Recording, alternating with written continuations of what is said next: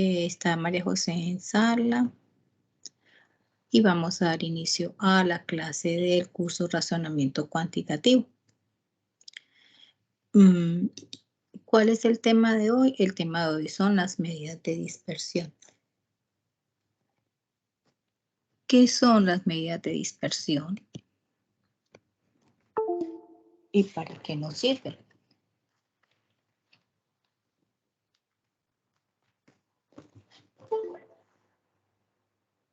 Entonces, las medidas de dispersión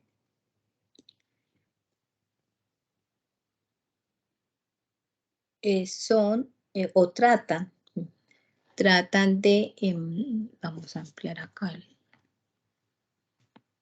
pantalla, tratan a través del cálculo de diferentes fórmulas matemáticas de arrojar un valor numérico que ofrezca información sobre el grado de variabilidad de una variable. ¿Cuáles variables? Las variables que ya vimos en las clases anteriores, las variables cuantitativas o las variables cualitativas. Dentro de una población, objeto de estudio, o dentro de unos datos que estamos analizando. ¿Para qué? Para encontrar soluciones a unas posibles hipótesis o inquietudes o problemas que se encuentren.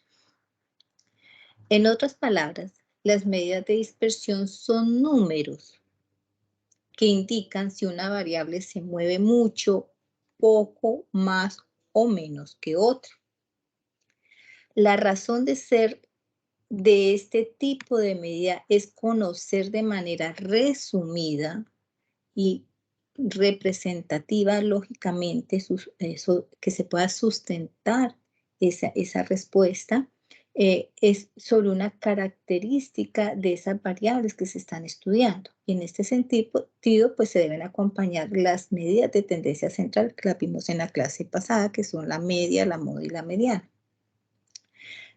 Tanto las medidas de tendencia central como las medidas de dispersión ofrecen información de un solo vistazo que luego podamos utilizar para comparar y, si fuera preciso, tomar decisiones.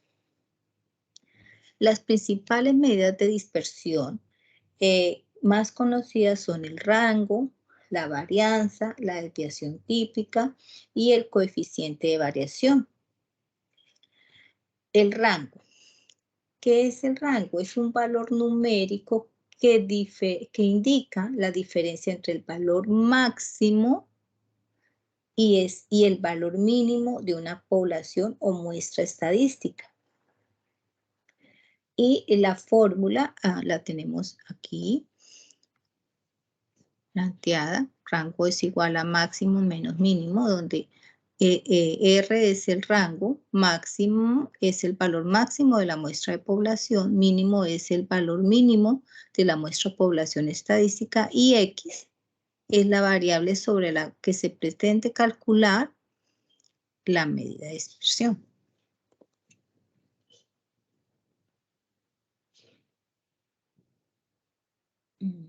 Bueno, mientras que la varianza, vamos a hablar de la varianza. Bueno, pero bueno, vamos a hablar de la varianza. ¿Qué es la varianza? Es una variación promedio alrededor de la media definida como, tenemos la fórmula variada elevada al cuadrado igual a la sumatoria de la población total por x sub 1 menos la media, esto elevado al cuadrado sobre el número de la población total. Entonces, la definición de cada una de los elementos de la fórmula, donde x es igual a variable sobre la que se pretende calcular la varianza, x sub y es la observación número y de la variable x, o sea, de los datos que se están observando, que se están analizando, y puede tomar valores entre 1 y número, de acuerdo al número de datos de la muestra que se está analizando, el tamaño de la muestra, de los datos o sujetos que se están analizando. Y n es el número total de la población, donde x es la medida de la variable X. Ahora, definamos qué es la varianza. Es una medida de dispersión que representa la variabilidad de una serie de datos respecto a su media y formalmente se calcula como la suma de los residuos al cuadrado divididos entre el número total de observaciones, o sea, sobre el número total de la población. Y la desviación típica es la varianza igual a raíz cuadrada de la sumatoria de la varianza como tal sobre la población N. Entonces, la desviación típica es otra medida que ofrece información de la dispersión respecto a la media.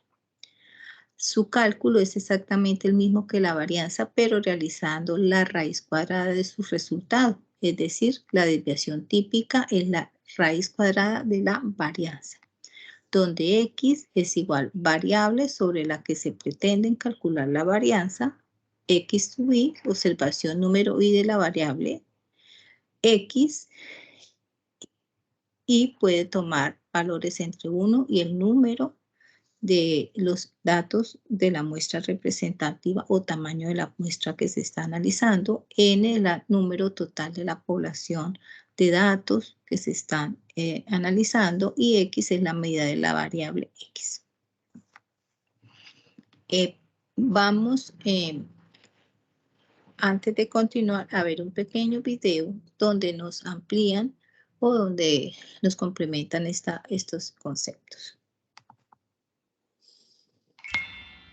Hola chicos, yo soy Jorge de Matemóvil y el día de hoy vamos a estudiar las medidas de dispersión o variabilidad. En capítulos anteriores habíamos estudiado las medidas de tendencia central, como la media, la mediana y la moda, las cuales son muy importantes y describen el centro de los datos. Sin embargo, no nos dan mayor información acerca de la dispersión o separación de los datos, y en ocasiones esto puede ser muy importante. Veamos algunos ejemplos. Por ejemplo, imagínate que tú tienes una estatura de 1,80 m y no sabes nadar nada de nada, ni siquiera de perrito, y vas a cruzar un río. Entonces le preguntas al guía, oiga guía, ¿cuál es la profundidad de este río? Y el guía te responde, este río tiene una profundidad media de 1,5 metros, 1,50 centímetros. ¿lo cruzarías a pie o no? Creo que sería mejor preguntarle también al guía, y además de esa profundidad media de 1,50 centímetros, ¿cuál es la profundidad mínima y la profundidad máxima? Entonces, de repente el guía te dice, este río tiene una profundidad mínima de 1,40 centímetros, 1,4 metros, y una profundidad máxima de 1,60 centímetros. ¿cruzarías el río a pie? Yo creo que sí, ¿verdad? Sin ningún problema, porque recuerda que tu estatura es de 1,80 m. Entonces no tendrías ningún problema en pasar esta zona de profundidad máxima de 1,60 centímetros. Ningún problema, ¿sí? Pero, ¿qué pasaría si le preguntas al guía la profundidad mínima y la profundidad máxima y el guía te responde, sí, es cierto, la profundidad media es de 1,50 centímetros, pero la profundidad mínima es de 0,5 metros, 50 centímetros, y la profundidad máxima es de 2,5 metros, 2 metros con 50 centímetros. ¿cruzarías el río a pie? Yo creo que no, ¿verdad? Sería muy peligroso, sobre todo porque no sabes nadar absolutamente nada. En ocasiones como esta, no solamente es importante conocer el valor de la media, sino también conocer el valor mínimo y el valor máximo, o la profundidad mínima y la profundidad máxima. Veamos otro ejemplo. La vez pasada yo andaba recontra pobre, porque la verdad que con esto de las clases de las matemáticas últimamente no me va muy bien. Entonces, yo conozco a un amigo del colegio que sabe hacer perfumes y le dije, oye, ¿será que puedes venderme 10.000 frascos de perfume para yo revenderle a mis amigos y a los suscriptores del canal? Y mi amigo me dijo, sí, no hay ningún problema. Y le dije, ¿y me puedes vender los de 100 mililitros? Esos son más fáciles de vender y no son tan caros. Me dijo, sí, justo tengo 10.000 frascos de perfume que tienen una media de volumen de 100 mililitros. Le dije, ya, pero mejor antes vamos a realizar un muestreo de estos frascos de perfume. Vamos a tomar 15 frascos de perfume al azar y vamos a ir anotando el volumen de perfume que tiene. Encontramos un frasco con 88 mililitros, otro con 90 mililitros, dos frascos con 92 mililitros, otro con 93, otro con 97, otro con 98, otro con 99. Un frasco con 102 mililitros, otro con 103, dos frascos con 106 mililitros, uno con 110 y por último, dos frascos con 112 mililitros. Y sí, en efecto, La media de estos valores coincidía. La media de todos estos valores es de 100 mililitros, pero no había ningún frasco con 100 mililitros. Todos tenían menos o tenían más. Y eso es un problema, porque si a alguien le vendes un perfume de 100 mililitros que trae solo 88 mililitros, te lo va a devolver y vas a perder la plata. Claro, de repente los que les tocó 112 mililitros se iban a poner contentos porque les estabas dando perfume de más. Pero si es que me devolvían frascos, yo iba a perder plata. Eso no está bien. En esta situación es súper importante conocer qué tan dispersos o separados se encuentran los datos. No solamente conocer el valor de la media. Y es ahí donde entran las medidas de dispersión o variabilidad, pues estas nos indican qué tan dispersos, qué tan separados se encuentran los datos. Vamos a colocar la definición de medidas de dispersión. Son medidas estadísticas que muestran la variabilidad en la distribución de los datos. El valor de las medidas estadísticas nos permite saber si es que los datos son iguales, si es que los datos se encuentran estrechamente agrupados, muy pegaditos el uno del otro, o si se encuentran ampliamente dispersos, muy separados entre sí. Son súper importantes y tienen un montón de aplicaciones en la industria, en los negocios, en la salud y muchos otros sectores más. ¿Cuáles son las principales medidas de dispersión o variabilidad que vamos a estudiar en este capítulo? Tenemos por ahí el rango, amplitud o recorrido. Tenemos también a la desviación media, la varianza, la desviación estándar. Estas últimas dos son súper importantes, y también al coeficiente de variación. Vamos a dedicarle varios videos que encontrarás de ese ladito, así que vamos a estar trabajando muy duro para traerte allí las principales medidas.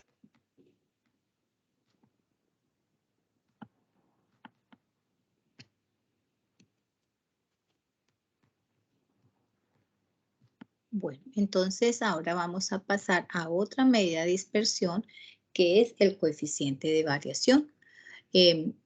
¿Qué es el coeficiente de variación? Este es una medida de variación relativa y expresa la desviación estándar como un porcentaje de la media aritmética. Recordemos que la media aritmética es una medida, un cálculo matemático de las medidas de tendencia central. Y se obtiene de coeficiente de variación igual a S sobre X, la sumatoria de la media sobre la media por 100, o varianza. S es igual a la varianza, es símbolo diferente, pero eso quiere decir varianza. Entonces, este coeficiente de variación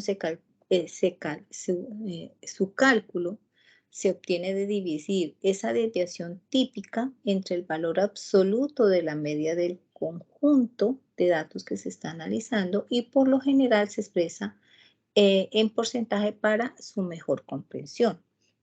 Entonces, cada uno de los símbolos de la forma significa X, que es la variable sobre la que se pretende calcular la varianza. La varianza, que es S para este caso, que es la desviación típica de la variable X, y la sumatoria o sobre de X, que ese es el símbolo de la media, que es una medida de tendencia central, es la media de la variable X en el valor absoluto de los datos a analizar.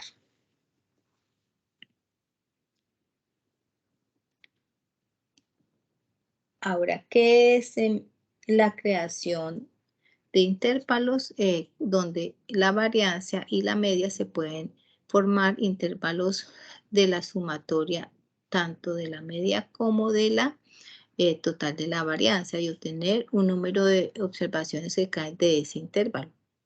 Entonces, uno de los fundamentos de esta creación de intervalos para analizar datos y la varianza y la variabilidad o la dispersión de esos datos se muestra si la distribución muestral tiene una forma más o menos simétrica y acampanada, como lo vemos aquí en la imagen que tenemos de al lado. Podemos usar unas reglas empíricas. Alrededor del 69% de las observaciones caen dentro de una desviación estándar de la media. ¿Sí? y alrededor del 95% de las observaciones cae dentro de las 2 desviaciones de la media estándar, o sea, caería a cada lado de la desviación. Y alrededor del 97.7% de las observaciones cae dentro de 3 desviaciones estándar, o sea, si esta campana se divide entre sí va a caer ahí datos numéricos que se están observando, que se alejan o se acercan a la media, que sería esta. En la campana la media siempre va a ser acá en el centro. Otros conceptos básicos matemáticos y muy importantes que deben de tener en cuenta para presentar sus pruebas Saber Pro son las medidas de posición relativa. Estas son medidas descriptivas que localizan la posición de una medición en relación a otras mediciones. Una medida que expresa esta posición en términos de un porcentaje es llamado el porcentil. El porcentil de orden de la varianza sobre P es el valor de la variable por debajo del cual se encuentra una frecuencia acumulada. Entonces, el porcentil 25 primer cuartil, Q1 es igual a 0.675 y deja a la izquierda el 25% de las observaciones. El porcentil 70, es decir, P70 es igual a 0.55 y deja a su izquierda el 70% de las observaciones.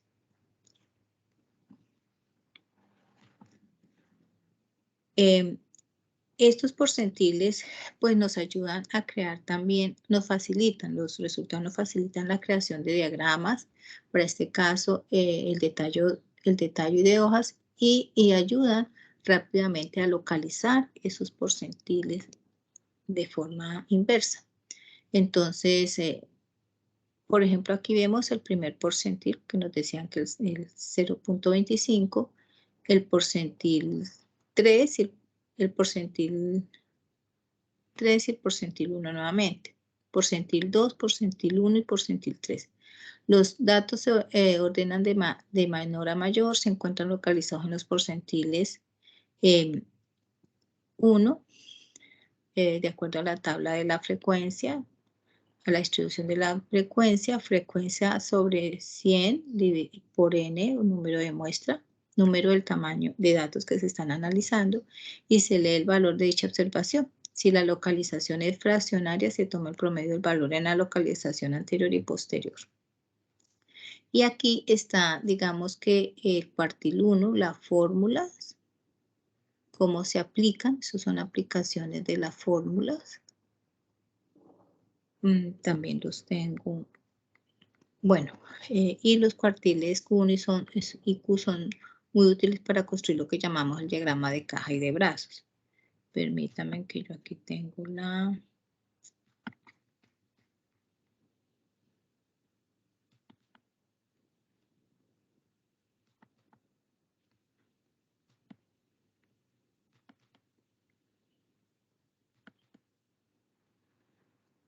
las fórmulas, el ejercicio que venimos aplicando del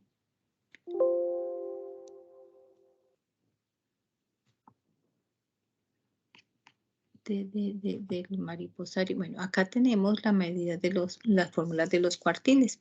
Cuando son datos impares, para hallar un cuartil, utilizamos cuartil K es igual a K por N, número de datos más 1 sobre 4, porque son 4 cuartiles de un dato, de una medida.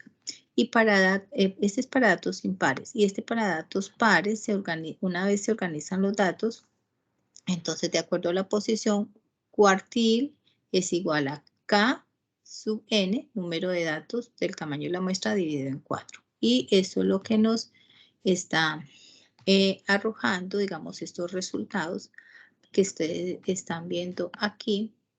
Permítanme, están viendo aquí la aplicación de esas fórmulas de los cuartiles. Bueno, ahora vamos a iniciar con otro tema muy importante, que es el concepto de probabilidad. ¿Y qué es la probabilidad? la probabilidad tiene una historia. Bueno, primero la probabilidad es la posibilidad de que suceda un fenómeno o un hecho dadas determinadas circunstancias y se expresa en porcentaje. Y hay una historia de la probabilidad. Este concepto o este término de probabilidad surge en el año 1553 con el escrito realizado por Gerolamo Cardano, quien nació en el 1501 y murió en 1576, en el que menciona por primera vez ese concepto.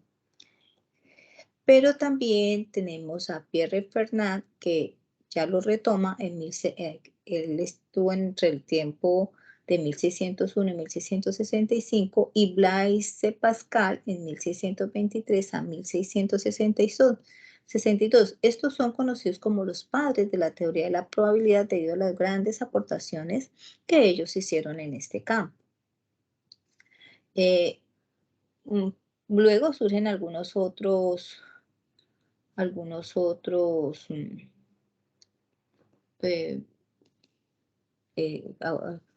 personas que aportaron a esto de la probabilidad, pero pues ellos son los que hicieron los estudios más importantes o básicos.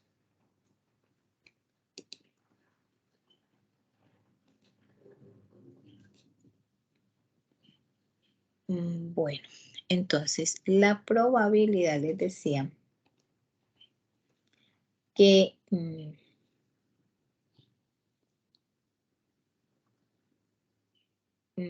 bueno, también tenemos a autores como Abraham de Moivre, el cual asentó las bases del teorema del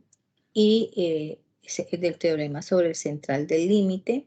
Dicho teorema se mostró el desarrollo de cómo se aplicaba, o sea, cómo se podía calcular esa probabilidad. Y también tenemos a Andrés Kolmogorov, que fue el creador de la obra de los fundamentos de la teoría de la probabilidad, en la que puso la axiomática de Kolmogorov y lo hizo ser reconocido como una eminencia en este tema de la probabilidad. Entonces, podríamos definir que la probabilidad es el nivel de certeza que tenemos sobre la ocurrencia de un evento, de cierto evento, cualquiera que este sea, y en una base de valor entre 0 y 1, y cuando más cerca está de la unidad, significa mayor certidumbre de que el hecho se va a suceder. Por el contrario, cuando se aproxima a 0, existe menor seguridad en el resultado final.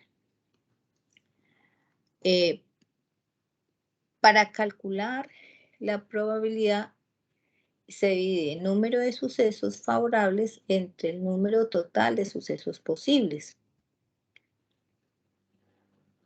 Al tratarse esto de un concepto estadístico, la probabilidad puede usarse en distintos ámbitos, como por ejemplo las finanzas. Se suele trabajar con escenarios económicos como por ejemplo unos procesos electorales o una guerra o conflictos ambientales o caída de las bolsas de valores en las diferentes partes del mundo. Y cada uno de ellos se le puede asignar una probabilidad. Igualmente en los estudios del clima se suele hablar de la probabilidad de lluvia o de tormentas, o de un maremoto, de un tsunami, etc.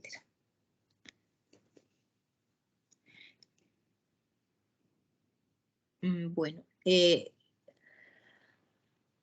les decía entonces que la probabilidad se calcula, la probabilidad de un evento es igual al número de maneras de las que se puede suceder sobre el número total de resultados.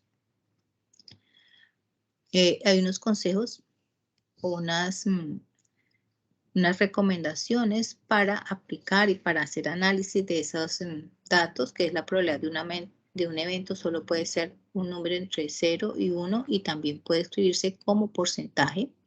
La probabilidad del evento A suele escribirse como P sub A. Si P sub A es menor que P sub B, el evento A tiene una mayor probabilidad de ocurrir que el evento B. Si P sub A es igual a P sub B, los eventos A y B tienen la misma probabilidad de ocurrir. Y el teorema de Bayes y probabilidades de conjuntos se está utilizando para calcular la probabilidad de un sujeto de un suceso, teniendo en cuenta de antemano sobre todo este suceso. Y esta es la fórmula para aplicar el teorema de Bayes.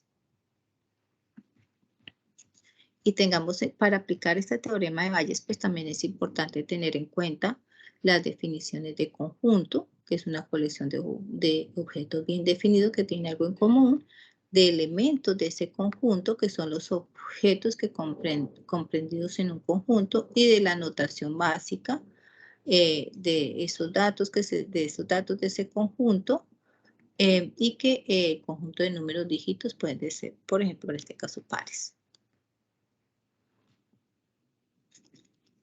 Hay unos tipos de probabilidad. Y esos tipos de probabilidad pueden ser simples. Simple cuando la probabilidad simple es el número de veces que puede ocurrir un determinado suceso en función del número de elementos y puede dar lugar a dicho suceso. Puede ser probabilidad compuesta, que se trata de la probabilidad que existe de que se produzca de forma simultánea dos sucesos. Puede estar condicionada, que es cuando la probabilidad de que exista de que ocurra un suceso si ya ha producido otro suceso previamente. La clásica, que es la probabilidad más utilizada, y consiste en dividir el número de resultados favorables entre los resultados posibles, el número total de resultados posibles. La probabilidad de espacio muestral, que es el conjunto de posibilidades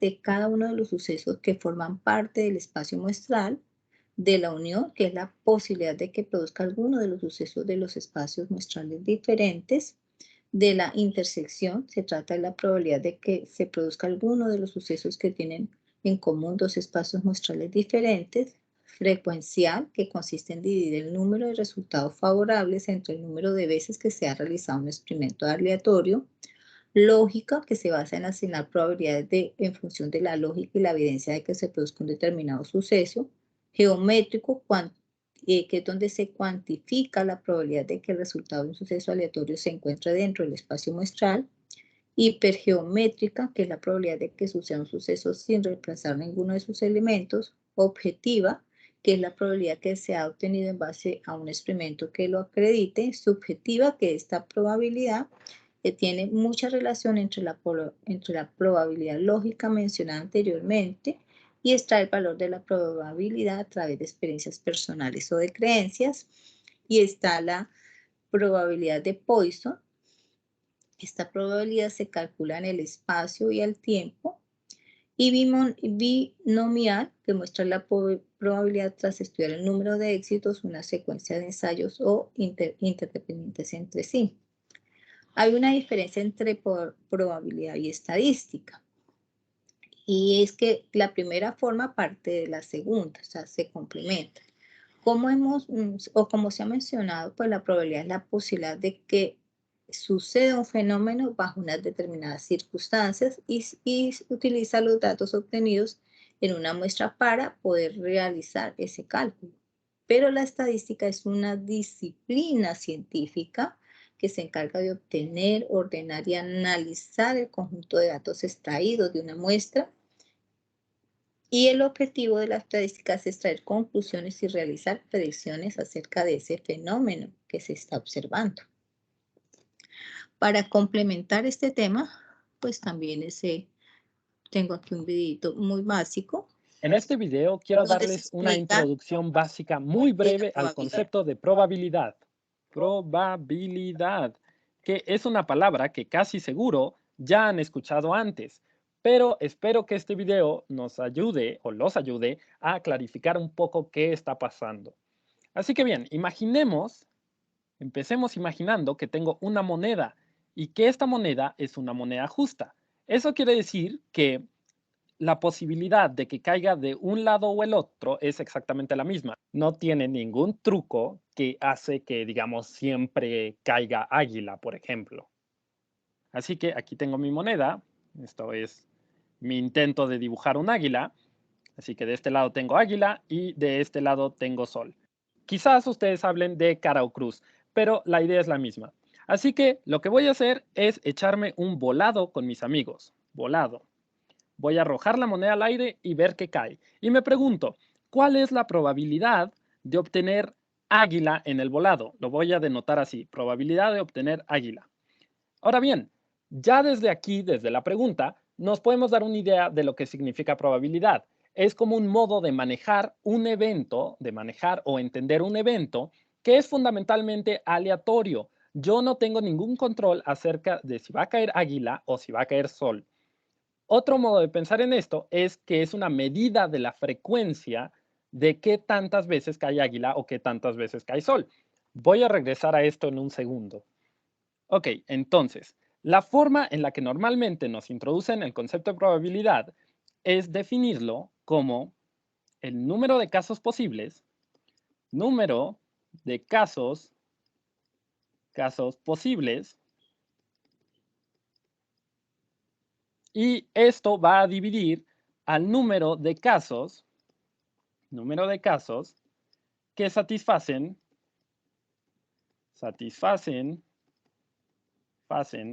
mis condiciones.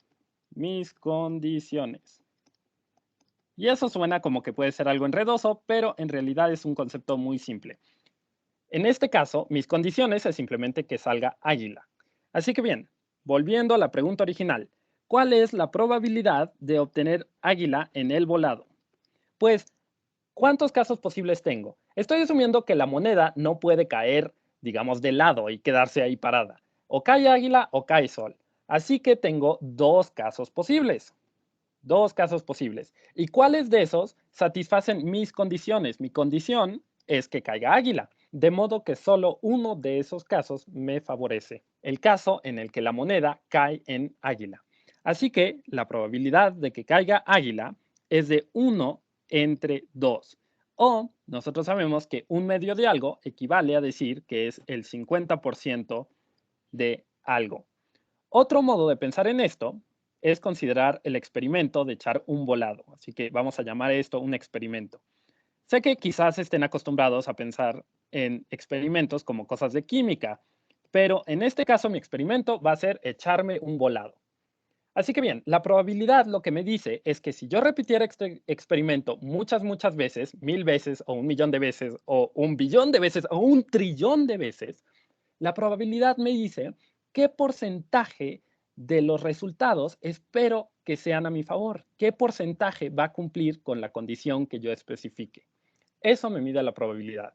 Por ejemplo, imaginemos, y de hecho este es un experimento divertido que los invito a hacer, imaginemos que tenemos una caja en la que metemos, no sé, 100 monedas y agitamos la caja. Entonces, eso podemos pensarlo como que estamos haciendo 100 volados simultáneamente. Cuando la caja la dejemos de agitar, entonces lo que esperaríamos, de acuerdo con la probabilidad, es que aproximadamente la mitad de las monedas sean águila y la otra mitad sea sol. Eso es lo que me dice la probabilidad. Si repito un experimento muchas veces, ¿qué porcentaje de los resultados espero que sean favorables para mí?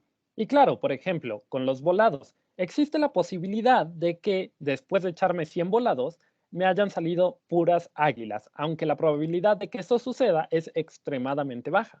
Pero mientras más volados me eche, si me echo 1000 volados o 1.000.000 de volados, entonces la frecuencia con la que obtengo águila va a ser aproximadamente el 50%. Quizás este modo de pensar en probabilidad sea un poco más confuso.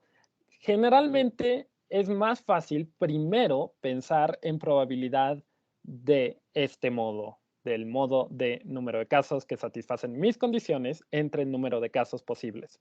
Pero bueno, hagamos otro ejemplo típico. Imaginemos ahora el experimento de lanzar un dado. Así que déjenme dibujo aquí mi dado. un dado de 6 caras, porque luego hay dados un poco extraños. Aquí tengo 1, aquí estaría el 2 y acá estaría el 3. Entonces, bien, el experimento consiste en lanzar un dado.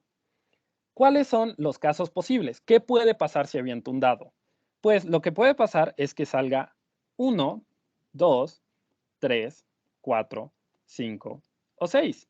Y de hecho, si es un dado justo, que no tiene ninguna trampa de nuevo, entonces la probabilidad de que caiga 1, 2, 3, 4, 5 o 6 es exactamente la misma. Pero bien, entonces, ¿qué pasa si me pregunto por la probabilidad de obtener digamos, un 3 o 6? De lanzar el dado y que el resultado sea 3 o 6. Pues el número de casos posibles es, como decía, 6 casos. Me tiene que salir alguno de estos 6 números. Y el número de casos que satisfacen mis condiciones es, pues, o sale 3 o sale 6. Esos son los únicos casos que me sirven. Entonces, la probabilidad sería 2 entre 6 o, lo que es lo mismo, 1/3. Ahora bien, ¿qué pasa si pregunto cuál es la probabilidad de arrojar un dado y obtener un 3 y un 6? Pues de nuevo, el número de casos posibles es 6. Pero como solo estoy lanzando el dado una vez, no me puede pasar que me salga 3 y simultáneamente 6. Estos eventos son mutuamente excluyentes. Así que, en realidad, no puede pasar que me salga 3 y 6 simultáneamente. Formalmente, aquí iría un 0 y la probabilidad sería 0, pero no quiero confundirlos mucho con esto. Ya veremos esto más adelante. Déjenmelo tacho. Olvídense quizás de esto. Y vamos a hacer un último ejemplo. Vamos a considerar la probabilidad de rodar un número par, de sacar un número par al lanzar un dado. ¿Cuáles son los casos posibles? De nuevo tengo solo 6 casos posibles. 1, 2, 3, 4, 5, 6. Y de estos, los únicos números pares son 2, 4 y 6. Así que tengo 3 números pares entre 6 números posibles al arrojar un dado. Así que la probabilidad de arrojar un dado y obtener un número par es de 1/2.